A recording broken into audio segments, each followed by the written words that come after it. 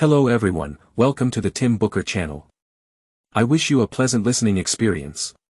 Today, I'll be interpreting Yataro Matsuura for you. I'll take about 21 minutes or so to explain the essence of the book. How to befriend money. Never worry about it for a lifetime. When it comes to money, what do you think of? You might imagine yourself with a beaming smile, thinking that once you have money, you can travel freely, indulge in shopping, and enjoy various wonderful scenes. Or perhaps you sigh with a heavy heart, thinking about the pile of credit card bills you still have to pay. Mortgage, car loan, children's tutoring classes, medical expenses for elderly parents, it all feels overwhelming. Whether it's fantasizing about money's splendors, or complaining helplessly about its burden, we all have times when we worry about money.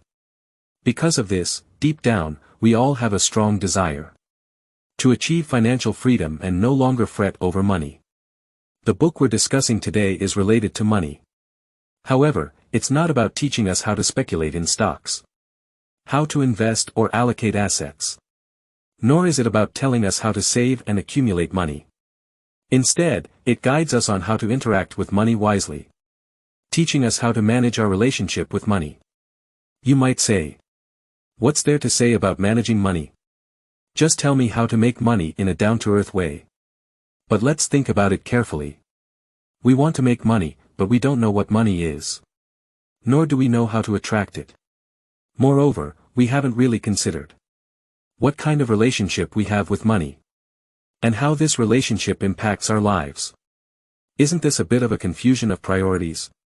The author of this book is Yataro Matsuura. Believe that many people have heard of him and know his fame. His books have sold well, around 100 million copies. And today, he continues to lead a mindful life. The worst and the best bookstores all sell his works like hotcakes. Yataro Matsuura dropped out of school at the age of 18. Then traveled alone to the United States. Upon returning to Japan, he first opened a second-hand magazine shop in a bookstore in Tokyo. Later, he established his own independent bookstore, and became the chief editor of a lifestyle magazine. When you read his books, it feels like having a heart-to-heart talk with a kind uncle, sharing his life experiences with you. And these experiences are like a ray of winter sunshine, gently and warmly shining upon your face. His life philosophy is not high and mighty. In fact, some of his books can't even be considered as particularly unique. Yet, they are profoundly practical and straightforward. Just like what he says in the book, Today, also live with heart. Life doesn't require too much sophistication. A bit of philosophy is enough. So, Yataro Matsuura is also known as Japan's most knowledgeable life aesthete. Alright. After introducing the basic information about the book and the author, next, I will detail the contents of the book for you. The first key point is to change your attitude towards money and befriend it. The second key point is to cleverly use money to make it flow. The third key point is to patiently nurture the wealth and reap its rewards. Alright. Let's start with the first key point. Changing our attitude towards money and befriending it. Most people treat money as a commodity, seeing it merely as a tool. However, Yataro Matsuura believes that the first step to building a good relationship with money is to treat money as our friend. You might find this a bit strange. Why should we consider money as a friend? After all, it's just an emotionless object. But Yataro Matsuura thinks that money actually has its own spirit, and how we treat money will be reciprocated. So, Yataro Matsuura has a habit. He refers to money with respect as Mr. Money. Would such a simple address really change our attitude towards money? Indeed, it does. Let's try saying a few words. Mr. Money, Mr. Money. Do you feel a difference? When we address money as Mr. Money, do you sense a feeling of respect or even awe in your heart? Doesn't it instantly make the emotionless money seem like a warm and personable entity? Yataro Matsuura says that Mr. Money is like our friend. Obviously, our attitude towards friends and that towards a cold, lifeless object are completely different. With friends, we genuinely like them. We respect and cherish them. We won't excessively consume each other's affection. We exercise restraint. And when a friend helps us out significantly, we'll express our gratitude and thankfulness. Our relationship with friends is intimate. Yet, we don't let excessive closeness erode proper boundaries. If we approach Mr. Money with the same attitude as we do with friends, our relationship with money will become more harmonious. Apart from befriending Mr. Money, we should also try to please him. Make him enjoy being around us. The author suggests some ways to please Mr. Money, such as not speaking ill of him behind his back. Saying things like, "I'm so poor, I don't have money, I hate money, I can never earn money, money is evil," talking about money ruins relationships, and so on. Think about it. If your friend heard you speaking badly about them behind their back, they would certainly get upset and distance themselves from you. But, if we turn those negative words into positive ones, it's a different story. For example, "I like money, I love money, money is a good thing, I will surely earn money, I will use money to help more people." It's clear that Mr. Money prefers to hear these positive words. He will be drawn to them and come into your life to help you achieve your dreams. Apart from minding our language, we should also have a good wallet. There's a book called "Why Do Rich People Use Long Wallets?" In it explains that we should try to let Uncle Money rest flat inside the wallet, rather than fold him and squeeze him inside. Think about it. If Mr. Money has to endure such suffering inside your wallet every day, how difficult would it be for him? If you want to have more money, you first need to treat him well. Let Mr. Money rest comfortably inside your wallet, like he's on a beach vacation. Make him like being in your money pouch. Actually, it's not just about the wallet, but rather, it's about our attitude towards money. How we treat money may affect how money treats us in return. So, it's best to treat money well. Take the time to organize your wallet every day. Ensure that the space where money resides is comfortable and clean. To build a long-term relationship with money, we need to start by saving a sum of money, which is the initial capital. I believe many people have heard of the 4-3-2-1 financial rule, which allocates 40% of one's income for investment, 30% for living expenses, 20% for savings, and 10% for insurance. If the income increases, we should continue following this fixed proportion for asset allocation. If you have heard the story of the richest man in Babylon, you would know how important it is to have a solid savings foundation in order to become wealthy. Ancient Babylonian rich people had a tradition passed down through generations. Whenever they earned 10 gold coins, they would only use 9. And save the remaining 1 as their starting capital. Whether your monthly income is $3,000 or $30,000, you need to save a portion of your income every month. Perhaps 20% or 10% of your income. If you don't save a single coin each month, your money pouch will forever remain empty. Alright, above is the first key point we discussed, which involves changing our attitude towards money and treating money as Mr. Money, befriending it.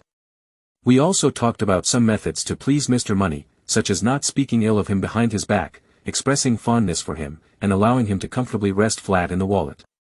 Finally, we mentioned the importance of saving 10% of our income each month as a basic starting capital. Moving on to the second key point, smartly using money to make it flow. In the book Rich Dad Poor Dad, the author divides people's finances into 4 quadrants: the employee quadrant, the self-employed quadrant, the business owner quadrant, and the investor quadrant. Both employees and self-employed individuals earn income by trading their time, meaning the more time they invest, the more they earn. If they stop working, they have no income. On the other hand, individuals in the business owner and investor quadrants earn income by leveraging other people's time. In other words, they can choose to work or not, yet they still generate income, because other people or money itself is working for them. Yataro Matsuura suggests that to establish a stronger and more stable relationship with Mr. Money, we should continually increase our income.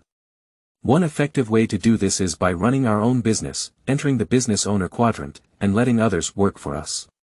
However, there is a common misconception that all the money in our company belongs solely to us, as if money is private property. The author disagrees with this idea. Even as the owner of a private company, we should not see the money as private property, as this could lead to reckless behavior. Buying unnecessary items, excessive and wasteful spending, or excessive savings are not favored by Mr. Money. Money, like blood flowing through our veins, needs to circulate smoothly. The wealthier a person becomes, the smoother the flow without congestion. When we have money, we should use it wisely in the right places and make money flow. This way, money can fully exert its effect. Regarding business management, Yataro Matsuura has his own philosophy, which is also his life philosophy: be sincere, kind, and wear a smile every day. Today, also live with heart. This management philosophy may sound simple, but it cannot get any simpler. In many of Yataro Matsuura's books, you will find that he enjoys simplifying complex matters. For instance, in the book Living an Easy Life, he says, life should be simple. Let go of unnecessary emotions and desires, and keep only what truly needs protection, to achieve a full and light life. Yataro Matsuura doesn't delve into specific ways to run a company but rather mentions that a company only needs two reliable assistants. One is named Xiaoqin, a diligent employee responsible for most of the company's achievements. The other is named Ah Wu, not as proactive as Xiaoqin but very dependable, sincere, and trustworthy. These two employees are like the left and right hands of the company, helping it grow rapidly. In essence, creating one's own company is like building a pipeline for money. What is a money pipeline? It originates from a famous story about two young men in a village who earned their living by fetching water. The first young man was diligent, tirelessly carrying buckets of water from one end to the other. Meanwhile, the second young man spent part of his time fetching water and the rest building a pipeline. After a few years, the second young man's pipeline was completed, and he no longer needed to toil to fetch water. Instead, the pipeline continuously brought him income. On the other hand, the first young man became unemployed because there was no longer a need for water fetchers in the village. In this story, the young man who earned money by fetching water represents the employee and self-employed quadrants we mentioned earlier. They work for others and rely on trading their time for money. If they can't work or if there's no demand for their services, they may become unemployed. The story's lesson is that everyone should create their own money pipeline. Over time, even if we can no longer work or don't want to work, we can rely on our pipeline to sustain us. Money pipelines include sources of income that don't require constant time investment, such as interest from financial products, income from businesses we own, or revenue from published works. If starting a company is not currently feasible, we can treat ourselves as a company and analyze our strengths, weaknesses, and the abilities we need to develop. By consistently working towards improvement, we can become our own super pipelines. Furthermore, how we spend money is equally important. If someone spends money recklessly on non-essential items, they may accumulate significant debt, displeasing Mr. Money. Just like with time, money needs to be spent in the right places to yield good returns. Learning to spend money wisely involves differentiating between essential and non-essential expenses. People generally exhibit three types of behavior when spending money: consumption, wastefulness, and investment. Consumption involves necessary daily expenses like rent, electricity, water, internet, and phone bills. Wastefulness refers to spending on non-essential items. Although they can live without these things, impulsive desires or a need to satisfy vanity and material desires lead to unnecessary expenditures. Investment, on the other hand, means spending on things that can appreciate in value. For example, someone who spends $1,000 on a lavish meal will gain a different return compared to someone who spends $1,000 on books or enrolls in a course. Yataro Matsuura's philosophy on money is simple: keep only what's essential for basic living expenses and find suitable ways to invest the surplus money to make it grow. Remember, the remaining money should keep rolling. So, the second key point we discussed is that to maintain a stable relationship with Mr. Money, we must first earn more money, such as by running our own business and building our money pipeline. Additionally, we need to learn to spend money wisely by understanding whether our expenses fall into consumption, wastefulness, or investment. Next, let's look at the third key point: patiently nurturing a relationship with Mr. Money and reaping the fruits of wealth. We have learned to change our attitude towards money, treating it with respect and considering it a friend. In our daily lives, we need to intelligently use money to keep it flowing. Does that mean we will quickly become wealthy? Well, let's not be hasty. As Yotaro Matsuura says, just like farmers, we need to carefully cultivate the soil of our own money. When we plant a seed, we must wait for it to take root and sprout. We need to water and cultivate it regularly, analyzing the best planting methods and planning for adverse weather to protect it from harm. In this process, we gain many skills and experiences, but more importantly, this wisdom is entirely our own, tailored to us rather than borrowed from others. When we care for Mr. Money with such dedication, how can we not build a lasting friendship with him? The blooming of results is a matter of time, and all we need is patience to reap the rewards. It is clear that reaping money is a gradual process, not an overnight fortune or a shortcut.